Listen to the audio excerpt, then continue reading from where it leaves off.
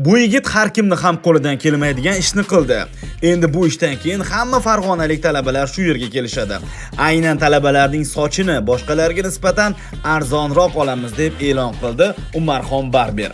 Marg'ilonlik bu yigitni mana shu yaxshi ishi uchun videoga bitta like bosib qo'ying. Talabalar uchun qayg'urgan ustani hamma ko'rsin.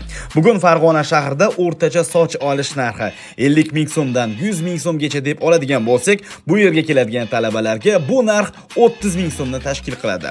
Darhol bu videoni talaba tanishlarga yuborib qo'ying. Aytgancha Umarxon Barber saloni o'z faoliyatini boshladi. Bu yerga keladigan mijozlar 50 ming so'mga soch oldirsa, soqol va yuz tozalash bonus qilib beriladi. Qanday yaxshi. To'y bo'layotgan kuyov bolalarni tayyorlash esa 150 ming so'm. Bugun bu yerda eng mahoratli va tajribali barberlar jamoasi yig'ilgan. Farg'ona shahrida ko'p yursangiz, bir marta kelib ishlari bilan amalda tanishing. Manzil Farg'ona shahar Eski Aziya Uz binosi, hozirgi Farg'ona Tsum qarshisida.